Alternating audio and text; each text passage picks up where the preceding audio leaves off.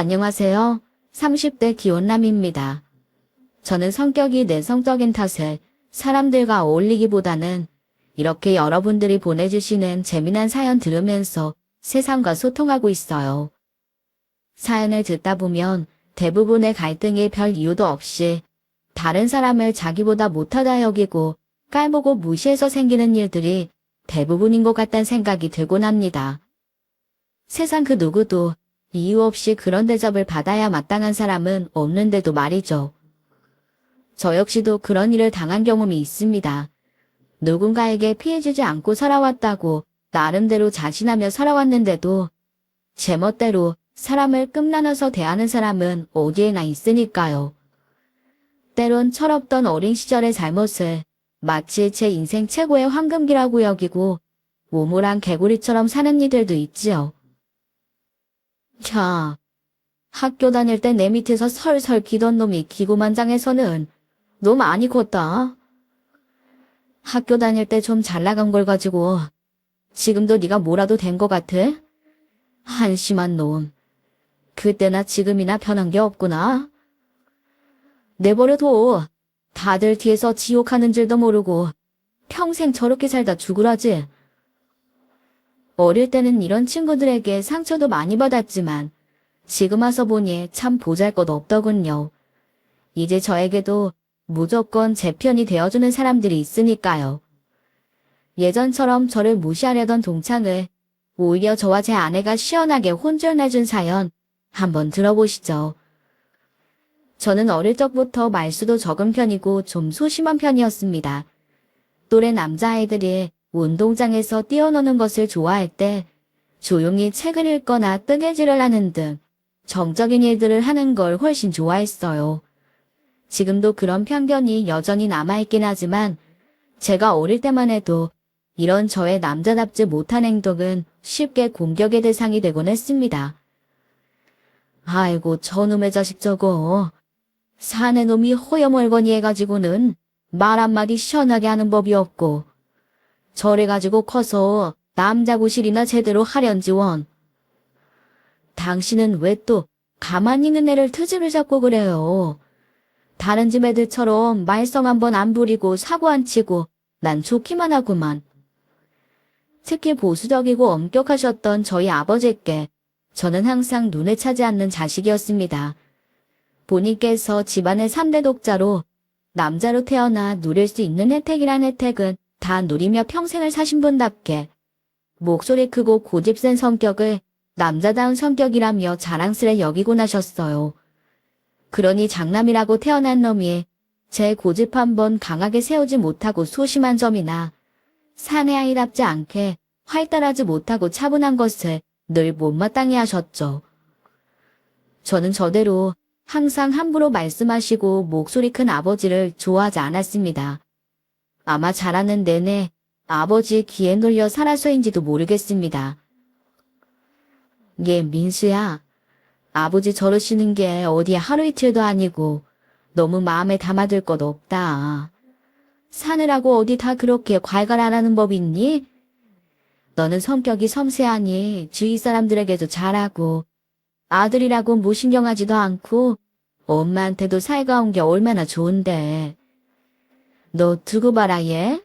나중엔 너 같은 남자들이 훨씬 좋은 신랑감이 될 테니까. 저희 어머니까지 아버지 같으셨다면 저는 정말 숨통 트일 곳이 없었을 겁니다. 어머니는 또래 여성분들보다 월등히 사고가 트인 분이셨어요.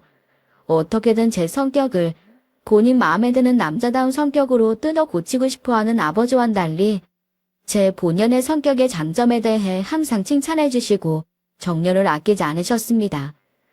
그러니 자연히 어머니께 애착이 커질 수밖에 없었죠. 아우 우리 아들은 어쩜 이렇게 손끝이 야무진지. 엄마가 싼 것보다 더 예쁘네. 여기 이건 더 잘 만들어졌어요. 다른 집 애들이었으면 벌써 도망가고도 남았을 텐데. 만두 빚는 게 그렇게 재밌어? 네, 재밌어요. 우리 민수는 정리도 깔끔하게 잘하고 손도 야무지고 요리도 잘하니까 커서 요리사가 되는 것도 좋겠다. 그치? 아닌 게 아니라 정말 어머니께서 살림하시는 걸 돕는 게 즐거웠습니다. 어릴 적부터 어머니와 보내는 시간이 많다 보니 일찍부터 자연스레 어머니 일손을 거두는 일이 익숙했고 덕분에 제 적성도 이른 나이에 찾을 수 있었습니다. 어머니의 말씀대로 조용히 혼자 무언가를 만드는데 소질이 있는 편이었기에 요리사가 되는 것도 좋겠다고 생각했어요. 물론 아버지께서는 어머니 말씀에 타박이나 하셨지만요. 학교에 가서도 사정은 크게 달라지지 않았습니다. 요새도 그렇겠지만 저같이 내성적인 남자아이들은 시끄럽고 나서기 좋아하는 남자아이들의 밥이나 마찬가지였습니다. 그나마 공부라도 잘했더라면 대우가 좀 나았을 테지만 저는 공부에는 영 소질이 없었어요. 학창시절 내내 저를 괴롭히던 김윤호라는 친구도 항상 주변에 제 무리를 요란스레 달고 다니는 전형적인 나대는 애였습니다. 제가 다니던 학교가 위치한 지방 소도시치고는 제법 유복한 가정환경에서 자란 김윤호는 한마디로 저 잘난만에 사는 사람이었습니다. 만만해 보이는 친구들을 돌아가며 제 수족처럼 부리며 괴롭히는 걸 전교에서 모르는 애들이 없을 정도였죠. 이렇게 시끄럽게 문제를 일으킬 정도면 문제아로 찍힐만도 하건만 그 친구가 그렇게 설치고 다닐 수 있는 데에는 다 이유가 있었네요. 이번 중간고사도 우리 반 김윤호가 또 전교 1등을 차지했다. 다들 박수. 네, 그 친구가 공부를 잘했거든요. 자기는 부동의 전교 1등에 아버지는 지역 유지, 어머니는 학부모 회장이니 온 세상이 지 세상 같았을 겁니다.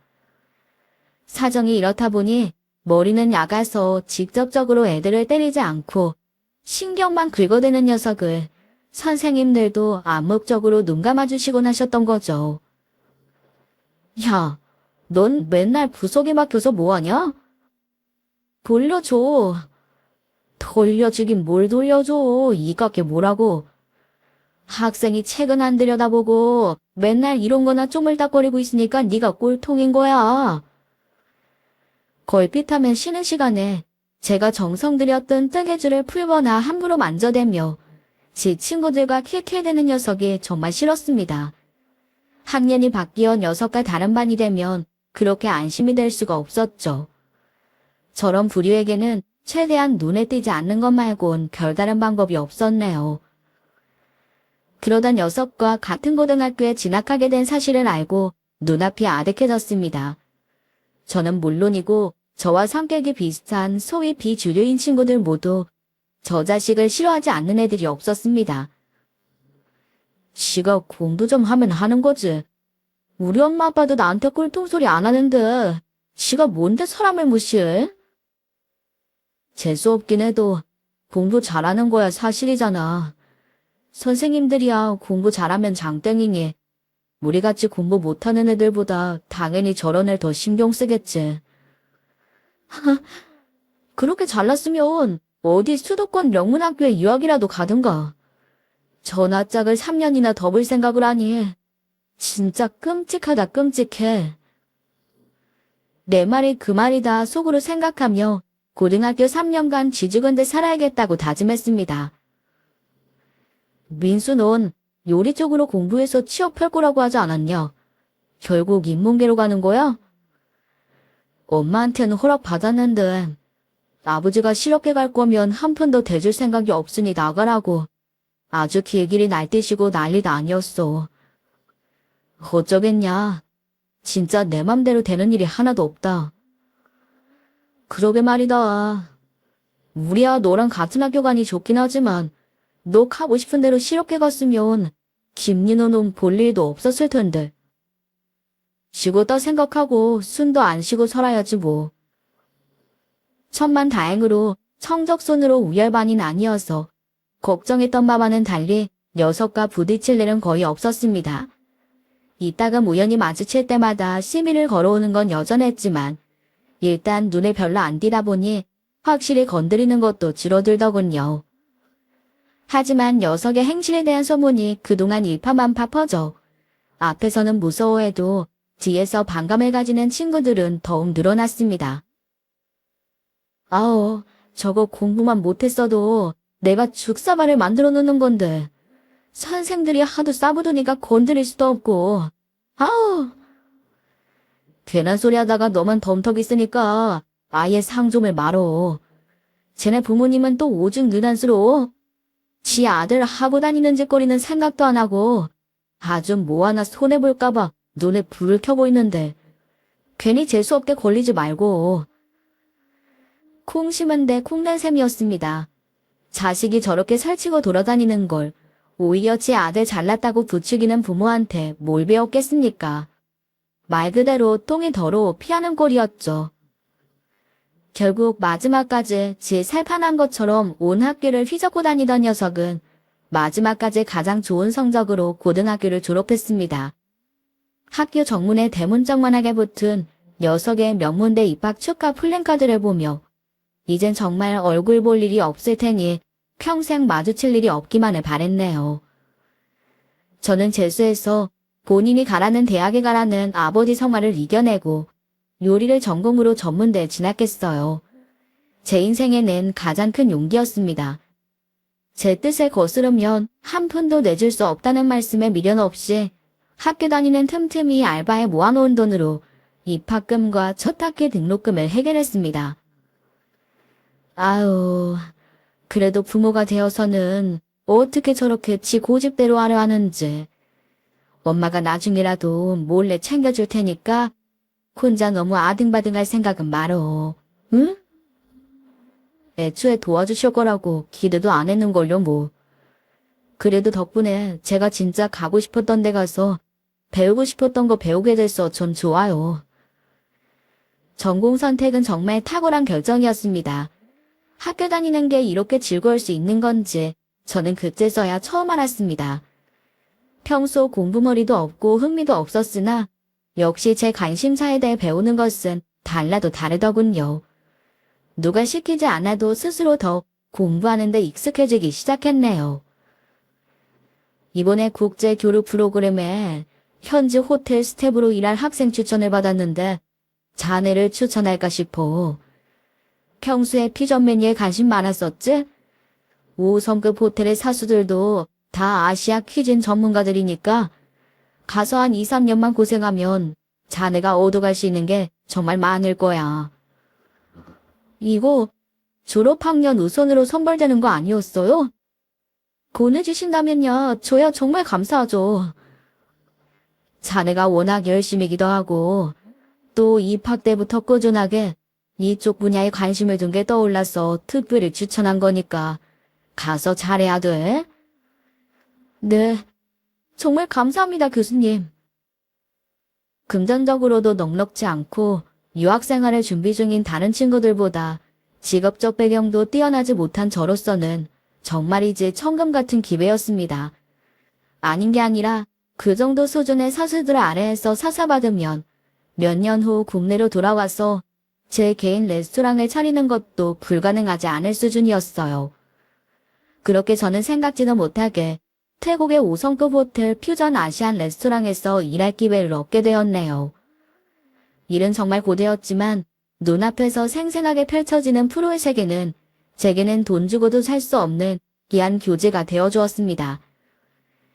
그렇게 정신없이 바쁜 와중에도 저만의 레시피 개발을 게을리하지 않으며 착실하게 포트폴리오를 쌓아갔습니다. 그렇게 꼬박 3년을 일하고 국내 호텔 체인으로부터 스카우트 제의를 받게 되었어요. 그렇게 국내로 옮겨와 5년간의 경력을 더 쌓은 후에 저는 본격적으로 창업을 준비하게 되었습니다. 국내 호텔 경험도 나쁘지 않았지만 처음부터 저만의 가게를 오픈하는 게 꿈이었던 저는 그간의 경력과 수상 경력, 제 독자적인 레시피를 바탕으로 구체적인 창업 계획을 세우기 시작했어요. 그런 제 사업에 투자 의사를 표하는 곳도 제법 있었습니다. 실무에는 제법 베테랑이 된 저도 사업가로서의 첫 발을 떼기는 쉽지 않더라고요. 그렇게 업계 지인의 소개로 창업 컨설턴트를 만나게 되었고 그게 곧 저와 아내의 첫 만남이 되었습니다. 국내 퓨전 레스토랑이 다른 정통 레스토랑에 비해 전문 셰프가 경영하는 비율이 적다 보니 그런 면에서는 메리트가 있어요. 셰프님 같은 경우에는 이미 이쪽 분야에서는 경력이나 수상 내역 때문에 인지도도 제법 있으신 편이라 마케팅 방향만 잘 잡으면 승산이 있을 겁니다. 대표님 아니었으면 사업 계획을 어떻게 세워야 할지 아직까지도 갈피를 제대로 못 잡았을 거예요. 매번 정말 감사합니다. 감사는요. 돈 받고 제일 하는 건데요, 뭐. 저와는 달리 시원시원한 성격의 아내는 명문대를 졸업한 후 미국 아이비리그에서 경영대학원을 졸업하고 국내로 돌아와 창업 컨설팅 회사의 대표로 자리 잡은 재원 중의 재원이었습니다. 아내의 컨설팅을 기반으로 창업한 저의 첫 레스토랑은 그야말로 대박이 났네요. SNS에 미식가라면 반드시 방문해야 할 새로운 명소로 입소문을 타면서 정말이지 눈코 뜰 새 없이 바빠져 기쁨의 비명이라도 지르고 싶을 지경이었습니다. 이게 다 대표님 덕이에요. 저는 롤이나 할 줄 알았지. 사업에 대해서는 문외한이다 보니 대표님 조언이 없었더라면 이렇게까지 사업이 번창하지 못했을 거예요. 다시 한번 감사드려요. 저희도 노력했지만 직접 사업체 꾸려가시는 셰프님이 고생하지 않으셨다면 어디 이렇게 성공하는 게 가능했겠어요? 셰프님은 셰프님 스스로에게 좀 더 자신감을 가지셔도 좋을 것 같아요. 정 고마우시면 저한테도 셰프님 솜씨 한번 제대로 보여주시던가요. 그렇게 아내는 제 첫 레스토랑의 단골 손님이 되었고 자주 얼굴을 보며 정이 싹트기 시작했습니다. 연상인 아내는 먼저 호감을 표시하는 데 있어서도 당당했고 저도 그런 아내가 정말 마음에 들었어요. 일적으로도 한 남자로서도 매일이 행복한 나날이었습니다. 그렇게 레스토랑 사업을 시작한 지 채 5년도 지나지 않아 저는 분점 3곳을 포함한 총 4개 레스토랑의 오너 셰프가 되었고 아내와는 결혼을 약속하게 되었죠. 우리 쪽이야 내 인맥이나 부모님 인맥이 많으니 걱정 없겠지만 민수 씨는 일하느라 바빠 따로 만나는 사람도 많지 않으니까 조금 이르게 미리 청첩장을 돌려두는 게 좋지 않을까?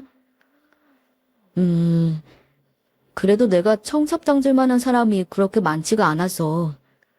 자기야 워낙 발이 넓고 장인 장모님께서도 평생 사업하신 분들이라 지인분들께서 많이 오시겠지만 나도 그렇지만 부모님도 그런 인맥이 별로 없거든. 내 쪽 하객선만 횡해서 괜히 자기네 식구들 민망하게 하는 건 아닐까 걱정이네. 별 걱정을 다 한다. 하객이야 나눠서 앉아도 될걸. 아니면 내 쪽 하객들 자기 쪽에도 앉히면 되지. 미리부터 고민할 거 없어. 평소 성격대로 시원시원하게 말하는 아내를 보며 웃긴 했지만 그래도 처가 식구들에게 어지간하면 체면 치레는 하고 싶었습니다. 저는 레스토랑 일을 한다고 바쁘게 사느라 한동안 자주 연락하지 못했던 고등학교 친구들에게 먼저 연락을 돌렸어요. 야, 한다 말은 하더니 너도 진짜 장가를 가긴 가는구나.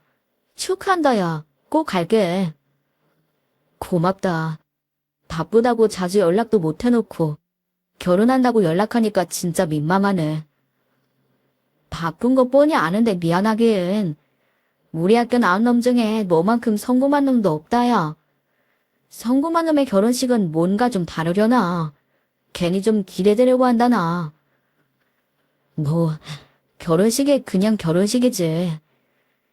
그나저나 내가 하도 민맥이 빈약해서 하객석이나 다 채울 수 있을까 걱정이야. 결혼식 손님이야 뭐 당사자 손님인가. 거의 부모님 손님이지. 그래도 많이들 안 오실 것 같아? 어느 정도 모신다 해도 처가가 워낙 인맥이 좋아서 상대적으로 더 비어 보일까봐 신경이 좀 쓰이네. 야, 그런 거면 진작 말을 하지. 야, 다음 주 주말에 우리 고등학교 총동창회 있어. 그때 나와라 너. 아이, 동창회 간다고 내가 친구가 있는 것도 아니고 너희 아니면 딱히 청첩장 돌릴 사람도 없어. 야, 결혼식은 원래 안면만 있으면 가는 거야. 거기다 너 레스토랑 사업 잘 되는 거 알만한 애들은 다 아는데 자기들이 먼저 너랑 친분 쌓고 싶어 할걸? 너 그동안 동창회 한 번도 안 나왔지? 이번 기회에 애들 얼굴도 한 번씩 보고 청첩장도 싹 돌리고 그래. 너 못 본 지 꽤 됐다고 궁금해하는 애들도 많아. 나가리는 제 성격에 총동창회라니. 생각만 해도 벌써 식은땀이 날 것 같은 기분이었지만 친구 말마다나 한 번에 많은 사람들에게 청첩장 돌리기에 그만한 자리가 없는 것도 사실이었죠. 저는 친구에게 감사 인사를 하고 동창회 참석을 약속했습니다. 그럼 나도 갈래. 자기 학교 다닐 때 궁금해. 가서 물어봐야지. 나 학교 다닐 때 완전 존재감 없었다니까 그러네. 존재감 없으면 없는 대로 궁금해. 자기는 내 친구들 다 만나봤잖아. 나 어차피 친구도 별로 없어. 하여튼 혼자 갈 생각하지 마. 청첩장 돌리러 가는 자리인데 당연히 부인 될 사람도 같이 가야지. 그리고 이때 가야 한 번에 자기 친구들한테 싹 인사 맞출 수 있잖아. 안 그래? 아내에게 별로 내세울 것 없는 학창시절 이야기를 듣게 하는 게 썩 민망했지만 한 번 하기로 마음먹은 것에 물러섬이 없는 성격인 것을 알기에 그저 고개만 끄덕였습니다. 그렇게 대망의 동창회 날이 다가왔습니다. 졸업하고 처음으로 나가는 동창회에 안 그래도 작은 간이 쪼그라드는 기분이었어요. 같이 출발하기로 한 아내를 데리러 나가려는데 연락이 왔습니다. 자기야 어쩌지? 나 클라이언트 급히 만날 일이 생겨서 조금 늦을 것 같은데 먼저 가 있을래? 내가 먼저 따라간다고 해놓고 늦어서 미안해. 갑자기 일 생길 줄 자기라고 알았겠어. 괜찮아. 신경 쓰지 말고 일 잘 보고 와. 말은 그렇게 했지만 같이 갈 줄 알았다 혼자 가려니 그것도 신경이 쓰이더군요. 참 나이 먹어도 이놈의 성격은 어쩔 수 없는가 보다 생각하며 약속 장소로 향했습니다.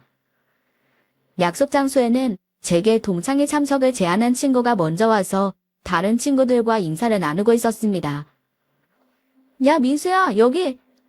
야 너 진짜 오랜만이다. 얼른 가서 앉아. 다들 오랜만이다. 잘 지냈지? 너 얼굴 보는 게 진짜 몇 년 만인지 모르겠는데 너 진짜 얼굴 좋아졌다. 밖에서 만나면 모르고 지나가겠어. 괜히 낯가리는 제가 끼어서 어색해지지는 않을까 걱정했는데 생각보다 반겨주는 간만에 보는 얼굴들에 긴장이 조금 풀리는 것 같았습니다. 얘 이번에 결혼하잖아. 재수 씨도 같이 오시기로 한 거 아니었어? 아, 갑자기 급한 일이 생겨서 조금 늦을 것 같아. 너 결혼을. 그래서 얼굴이 좋아졌나 보다. 축하해.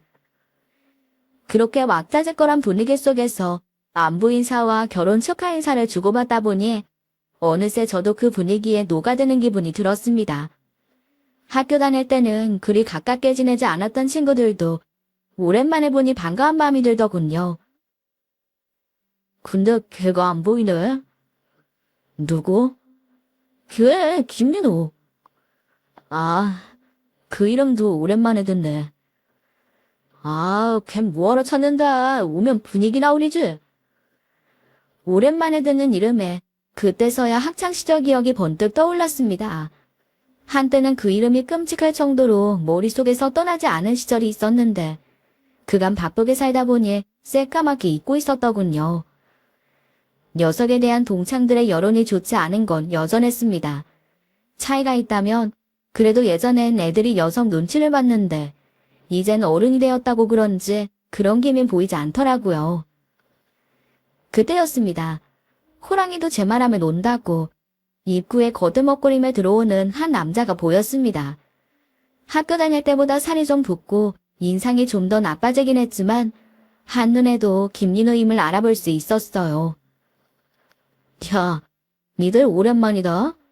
요새는 연락도 잘 안 하더니 여기 다 모였네. 그래 왔냐? 첫 마디부터 시비주인 것도 여전했어요. 떨떠름하게 녀석과 인사를 주고받는 다른 친구들을 보고 있는데 녀석과 눈이 딱 마주쳤습니다. 마치 먹잇감이라도 발견한 듯한 그 눈을 보자 예전 안 좋았던 기억이 확 되살아났습니다. 제 쪽으로 성큼성큼 다가오는 녀석이 전혀 반갑지가 않았네요. 놈은 제 어깨에 팔을 척 올리더니 이렇게 말했어요. 이게 누구야? 야, 네가 동창회를 다 왔냐? 그간 코빼기도 안 비치길래 죽었나 했더니 그래도 얼굴을 다 본다. 오랜만이다. 그러게 오랜만이네. 그간 그렇게 비싸게 굴더니 웬일로 이 누추한 곳에 행차를 다 하셨대? 미수 이번에 결혼한대. 뭐? 야, 네가 장가도 가냐? 학교 다닐 때 하던 거 보고 저거 장가 나가겠나 싶었는데 그래도 어떻게 결혼을 하긴 하나 보다. 명백한 비아냥에 빈정이 확 상했습니다. 놈은 대화 내내 제 귀를 죽이려는 듯 어깨를 잡아 누르더군요. 그래봤자 저도 더 이상 예전에 그 기죽은 소녀는 아닌지라 생각보다 주눅들진 않았네요. 그때 그 싸가지 없던 일진에서 변한 게 없는 모습에 길게 대꾸하고 싶지도 않았습니다. 그래서 그냥 건성으로 대답했죠. 그래 뭐, 너도 시간 되면 오던지. 그 말을 끝으로 녀석에게서 몸을 돌리고 다른 동창들에게 안부를 물었습니다. 친구들이 저와 녀석의 눈치를 살피는 게 느껴졌지만 저러다 말겠지 싶었어요. 김윤우는 기분이 확 상한 듯 저를 붙잡으려 했지만 분위기를 망칠까 끼어든 다른 친구들에게 끌려가 술을 마시기 시작했습니다. 그래, 저놈이 저렇게 재수없는 놈이었지. 그간 동창회에 나오지 않은 지분에 저 녀석도 분명 있었을 텐데 어떻게 이렇게 까맣게 존재가 지워진 건지 신기할 지경이더군요. 그렇게 저는 주변 사람들에게 청첩장을 돌리고 지금쯤이면 아내가 도착할 때가 됐는데 생각하던 중이었습니다. 민수야, 너네 레스토랑이 그렇게 잘 된다면서? 야, 얘 이제 유명해서요. 나 잡지 인터뷰도 봤다니까? 나 그런 데서 아는 사람 처음 봤어. 진짜? 요즘 잘 나간다는 소리 전해 듣긴 했는데 그렇게 잘 되고 있을 줄은 몰랐네. 좋겠다, 야. 아니야. 그냥 요즘 운이 좋아서 생각보다 좀 잘 된 정도야. 그래봤자 밥집이지. 레스토랑은 무슨. 민망함에 얼버무리고 있는데 저쪽에서 코웃음을 치는 소리가 들렸습니다. 김윤우 놈이었습니다. 그래, 이쯤 되면 네가 초를 칠 때도 됐지 싶긴 했습니다. 그새 무슨 술을 그리 급히 마셨는지 술어른 얼굴이 벌겋게 달아올라 있더군요. 술 취한 인간하고 무슨 얘기를 할까? 저는 그냥 무대응으로 일관하기로 했습니다.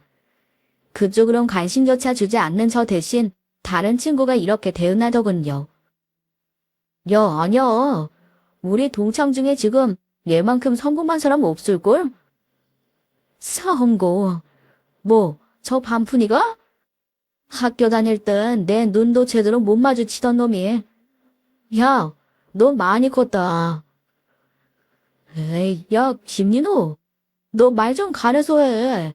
사람 면전에다 무슨 소리라는 거야. 걔가 틀린 말 했냐? 뭐 식당 그거 좀 잘 된다고 앞에서 굽신거리는 꼬락서니들 하고는 니들 꼬라지가 아주 코미디가 따로 없다. 순식간에 찬물에 끼얹은 것처럼 분위기가 얼어붙었습니다. 이쯤 되니 저도 가만히 넘길 수만은 없어 한마디 했습니다. 술 깨고 나서 창피할 만한 말이면 하지 마라. 여기 너랑 나만 있는 것도 아니고 다른 사람들도 다 있는데 괜히 분위기 망치지 말고. 너 지금 주제나 가르치냐? 살다 보니 별꼴을 다 보네. 너 같은 놈한테 순수를 다 듣고. 얘 진짜 뭐라는 거야? 너 분위기 망칠 거면 가. 이럴 거면 나오질 말든가. 꼭 기어 나와서는 술 취해서 다른 사람 기분까지 잡치고 있어. 야, 우리가 아직도 학교 다닐 때 네 눈치보단 어린애들 같냐. 저게 아주 뻑하는 사람 무시하고. 야야야, 괜히 상대하지 마라. 저 자식 저러는 거 어디 하루 이틀이야? 그래, 너도 술이 좀 된 것 같다. 이야기 나눌 상태도 아닌 것 같으니까 이만 들어가는 게 좋겠다. 절 가짜는 놈한테 가짜는 소리 다 듣네. 가고 싶으면 너 나가. 니까짓 게 나한테 이래라 저래라 할 주제가 된다고 생각하냐. 야, 이 꼴통아. 나한테 그동안 꼴통 소리를 못 들으니 네가 지금 주제 파악이 안 되는 모양인데 너랑 내가 지금 이렇게 나란히 마주보고 있을 거면 안 된다 이거야. 어? 꼴통이라 변변한 대학도 제대로 못 간 놈 주제. 기고만장해진 꼬라지 보니 좀 먹고 살만 해졌나 보지. 그래봤자 식당이나 하는 놈이 어디서 고개 빳빳이 쳐들고 건방지게. 괜히 큰 싸움으로 번질까 싶어 말리는 제 말에 놈이 패악을 부리더군요. 지가 상전이라도 된 듯한 태도에 쥐가 찼습니다. 그게 어디에 저 하나한테만 해당되는 무시겠습니까? 이 자리에 있는 모두를 지 밑으로 깔보는 거겠죠. 단박에 동창들 사이 분위기가 험악해졌습니다. 단체로 김윤호에게 퍼부어대기 시작했습니다. 저건 말하는 것 좀 봐. 학교 다닐 때 좀 잘 나갔다고 지가 지금도 뭐라도 된 줄 아나 보지. 야, 사회 나와보니 널리고 놀린 게 니까진 놈이더라. 넌 뭐 별거 되는 줄 아냐. 나이가 몇인데 아직도 이 진짓거리에서 벗어나질 못하고. 지가 먼저 짓거린 건 생각도 못하고서 저 거슬리는 소리에 씩씩대는 꼴이 참 초라하기 짝이 없더군요. 녀석은 분을 못 참겠는지 그 화를 제게 퍼붓기 시작했습니다. 여태 코빼기도 안 비쳤으면 하던 대로 구석에 처박혀 있을 것이지. 꼴에 결혼한답시고. 왜 축의금 거두러 나왔냐. 하기야 식당 장사로 벌어먹고 살자니 빠듯하겠지. 꼴통 주제 너 같은 놈이랑 결혼해준다는 여자가 다 있고 집신도 진짜 하겠다는데 그 여자도 꼴통인가 보지. 감히 제 아내까지 욕부이려는 놈을 더는 참을 수 없어 소리를 지르려던 차에 누군가 먼저 선수를 쳤습니다. 꼴통. 이 정신 나간 놈이 지금 누구 보고 꼴통이라는 거야? 웬 미친놈이 분위기를 흐리나 했더니 나이 먹을 대로 먹어놓고 또 뭐 좀 더 못 가리는 게 어디서 남의 귀한 남편을 잡고 있어. 야, 너 뭐야? 뭔데? 아내였습니다. 일을 마치고 뒤늦게 도착했다가 이 소란을 다 지켜본 모양이었어요. 아내 두 눈에 노기가 등등했습니다. 제 아내는 이런 모욕을 절대 참아 넘기는 여자가 아니었거든요. 있는 대로 성질을 부리며 몰아붙이는 아내의 기세에 놈도 주춤했습니다.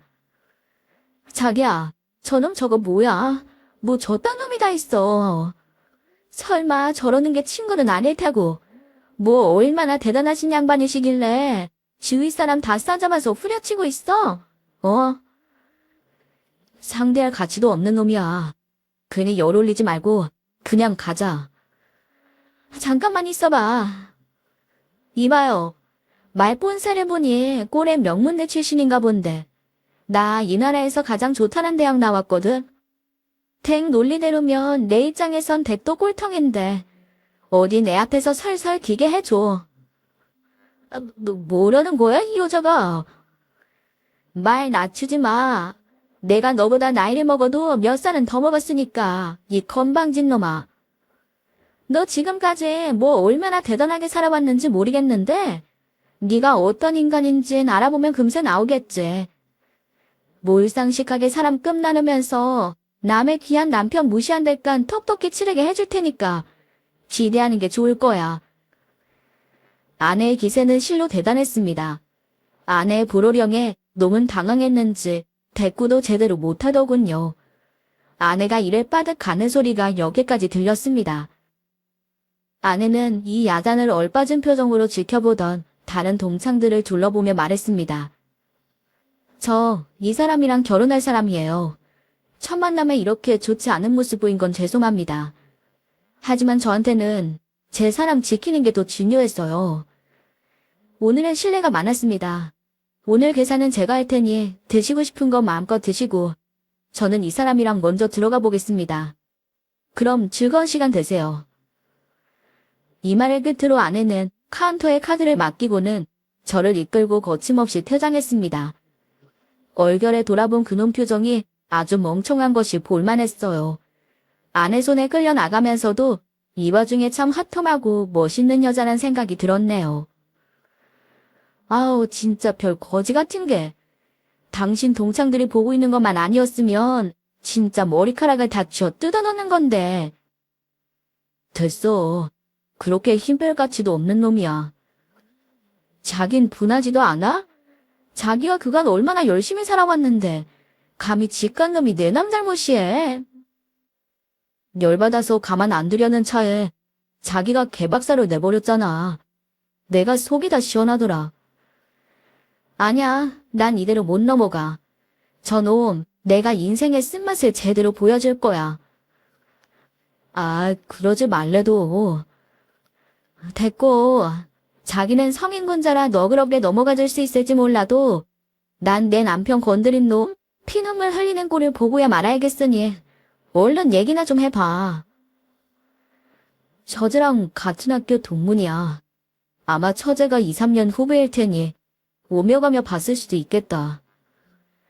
이리저리 말을 돌려보려고 했으나 아내의 황소고집에 제 어설픈 시도는 실패로 돌아갔습니다. 결국 놈에 대해 실토할 수밖에 없었죠. 학창시절 제게 상처로 남은 일들을 꺼낼 때는 좀 창피하기도 했지만 이 사람 아니면 또 누구에게 이런 얘기를 할 수 있겠습니까? 놈이 처제와 같은 학교에 나왔다는 말에 아내가 대번에 처제에게 전화를 걸었습니다. 이 사람을 누가 말리나 생각하며 저는 스피커폰으로 통화하는 아내 전화를 잠자코 옆에서 듣고 있었네요. 나야. 밤늦게 전화해서 미안한데 내가 꼭 물어볼 게 있어서. 너희과 선배 중에 김윤우라고 있니? 김윤우? 처제가 대번에 질색을 하더군요. 아내는 간략하게 오늘 있었던 일을 제가 무안하지 않을 선에서 정리해 설명했습니다. 그놈이라면 충분히 그러고도 남을 놈이다. 그놈한텐 선배 소리도 하기 싫어. 우리 과에서 아주 유명했어, 김윤호. 우리 학교 정도 되면 유복한 집안 애들도 많고 지 잘난 맛에 사는 애들도 널렸지만 그 중에서도 김윤호는 유별났거든. 사실 걔네 집이 지네 동네에서는 좀 사는 집일지 몰라도 우리 학교에서 그렇게 잘난 척할 만한 수준은 아니었거든. 그러니까 좀 사는 애들 보기에는 우스운 거지. 어울리는 것도 꼭 저보다 잘 사는 집 애들한테만 비벼보려고 하더라고. 물론 그런 애들이 무리에 끼워주진 않았지만. 그리고 복학생 주제에 신입생들한테 얼마나 기분 더럽게 꼴떡대는지. 무슨 조선시대 임금님이 승은 내리는 것처럼 구는데 기분 더러워서 진짜. 우리과 여자애들은 걔 상정도 안 했어. 진짜 별 볼 것도 없는 인간이네. 직장은 어디 다니는데? 처음엔 대기업 들어갔지 아마. 그것도 처음에 얼마나 더럽게 떠벌떠벌 자랑을 하고 다녔는지 우리과에 모르는 애들이 없을걸? 근데 얼마 못 다니고 줄 잘못 썼다가 잘렸대. 지금은 지네 부모 회사에서 일한다던데 자세히는 모르겠다. 그렇게 처제와 통화를 마쳤습니다. 부모 회사라면 저희 동창들 중에 모르는 사람이 없었습니다. 아들 못지않게 그 부모도 만만치 않게 설치고 다녔으니까요. 아내는 또 한참을 열을 올리더니 기어코 연결고리를 찾아내더군요. 자기야, 그만하래도. 나 이제 진짜 민망해지려고 해. 걱정하지 마. 이거면 그 자식 그거 자기 앞에서 쪽도 못 쓰게 만들어줄 수 있으니까. 자긴 나만 믿으라니까. 김윤호, 네 놈은 잘못 걸려도 아주 단단히 잘못 걸렸다. 아내가 제 편이라 천만다행이라 생각하며 안도의 숨을 내쉬었습니다. 그로부터 보름도 채 지나지 않아 정말로 김윤호에게 연락이 왔어요. 실행력 강한 아내가 기어이 일을 쳤구나. 속으로 심장이 요동쳤지만 짐짓 침착한 말투로 전화를 받았습니다. 무슨 일로 나 같은 꼴통한테 친히 연락을 다 주셨냐? 저기, 이루산업 장 대표님이 정말 너희 장모님이셔? 네가 우리 장모님은 어떻게 알고 물어보냐? 이제 꼴통 뒷조사도 하고 다니냐? 아니, 진짜로 저번에 그 여자가 장 대표님 따님이라고. 남의 부인 될 사람한테 그 여자니 뭐니 네 입에 거론되는 거 듣기 싫다. 우리가 이렇게 대화 나눌 사이도 아니고. 끊는다. 뭐라 더 말하는 놈의 말을 잘라먹고는 전화를 끊어버렸습니다. 아내의 뒷공작이 제대로 효과를 보이기 시작한 모양이었어요. 곧장 아내에게 전화를 걸어 놈에게 연락을 받았다고 말을 하니 아내가 신이 나서 말했습니다. 자, 지금부터 지옥 시작이다. 아, 고소해. 자기는 그동안 그놈한테 쌓였던 한풀이할 생각이나 하고 있어. 이래도 되나 싶긴 했지만 아내도 사업을 하는 사람인데 막무가내로 일을 진행시킬 사람은 아니었습니다. 솔직히 맨날 잘난 척하는 거만한 목소리만 듣다가 전전긍긍한 놈의 목소리를 들으니 저도 내심 고소하기도 했고요. 그로부터 며칠 뒤 녀석이 아예 저희 집 앞으로 찾아왔어요. 양손에 선물을 바리바리 싸들고 인터폰 앞에 서 있는 놈의 모습을 보고 그만 어처구니가 없었습니다. 김윤우를 집에 들이긴 죽어도 싫어서 집 앞에 카페로 데리고 갔네요. 너 하는 짓이 황당한 건 너도 알고 있지? 길게 시간 내기 싫으니까 짧게 끝내라. 민수야. 저번엔 내가 정말 실수했다. 내가 그날 정말 안 좋은 일이 있어서 술까지 들어갔더니 제정신이 아니었던 모양이다. 정말 미안하다. 내가 이렇게 사과할 테니 맘 풀어, 응? 장 대표님이 우리 회사 하청업체 계약을 파기하겠다고 난리도 아니죠. 본인 귀한 사위랑 딸을 그렇게 육부인 대단하신 아드님 덕에 곤욕 치르시겠다며. 그 얘기 듣고 아버지가 때려 죽이겠다는 걸 겨우 도망쳤어. 나 다니던 회사 그만두고 겨우 여기서 적응하는 중인들. 이번 일로 회사 미쳐매면 진짜 설 자리가 없다. 나 한 번만 도와줘라 민수야, 응? 실수는 무슨. 평소 하던 대로 해놓고 아신 놈이 하는 소리라는 건 3살배기 어린애도 알 수 있을 겁니다. 숫제 애원하자 주절주절 우는 소리로 떠들어대는 놈의 꼴이 가수롭기 짝이 없었네요. 우물한 개구리가 이제야 지 좁은 우물의 현실을 깨달은 참인 모양이죠. 저는 아랑곳하지 않고 놈의 말에 소리를 버럭 질렀습니다. 그게 무슨 소리야? 우리 장모님이 사업하시는데 사사롭게 사감이라도 실으셨다는 거야? 아니 그런 게 아니라 대표님이 사위를 그렇게 예뻐하신다며. 그렇게 기이하는 사이가 말 한마디 좋게 해주면 마음이 좀 풀리시지 않겠냐? 들어보니 너 사업도 잘 돼서 이제 대표님 소리 듣고 산다며. 내가 뭘 몰라서 네 앞에서 시건방을 떨었다 진짜. 내가 너 성공해서 훌륭한 집안에 장가든다는 소리를 들으니 회사에서도 쫓겨나고 결혼도 못한 내 신세랑 너무 비교가 돼서 자격지심에 그만 돌았었나 보다. 마음 맵은 네가 너 그렇게 한번 도와줄 수 없겠냐? 그렇게 애들 잡으면서 괴롭히던 너한테 이런 소리를 다 듣고 인생 참 길게 볼 일이다. 사업적으로는 내가 뭐라 드릴 말씀이 없다. 네가 사업해본 적이 없어 모르는 것 같은데 나도 장모님 사업 문제로 입 안 대고 장모님도 마찬가지시거든. 회사에 이익 생긴 거면 회사에 문제가 있는 거겠지. 더 할 말 없으니 먼저 일어날게. 다시는 얼굴 보는 일 없었으면 한다. 그 말을 끝으로 거의 반쯤 무릎을 꿇다시피 한 녀석은 내버려두고 집으로 돌아왔습니다. 방금 녀석의 초라한 행색을 떠올리며 장모님과 나누었던 대화를 떠올렸어요. 장모님, 아무리 하청업체라도 계약 문제도 있고 장모님 사업 문제를 제 개인적인 일로 이러면 안 되지 않나요? 이 사람 좀 보게. 내가 평생 사업한 사람이야. 아무리 자네 일이더라도 우리 회사에 득되는 일이었으면 다른 식으로 대응했겠지.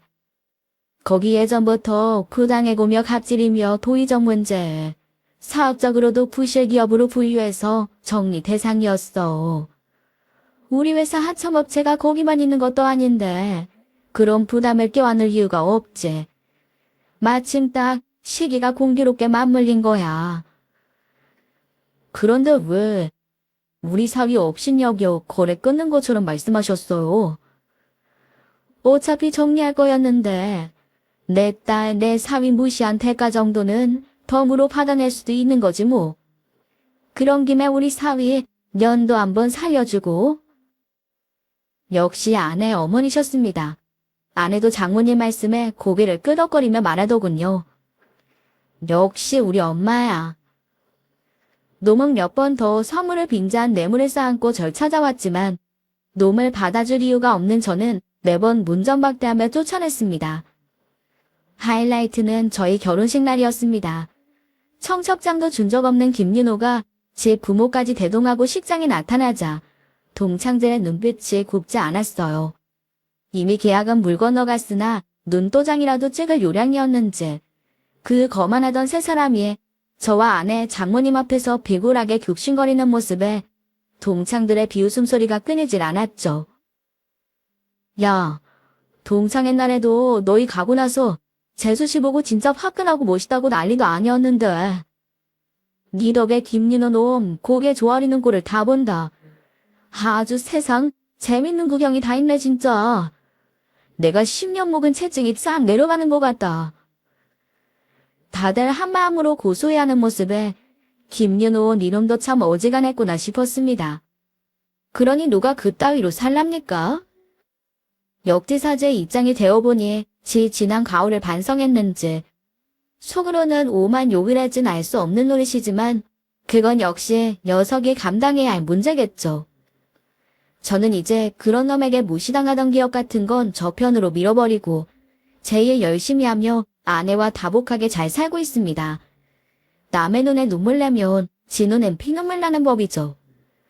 업보 쌓지 않고 겸손한 마음으로 살아야겠다 다짐하며 오늘의 이야기 마치겠습니다.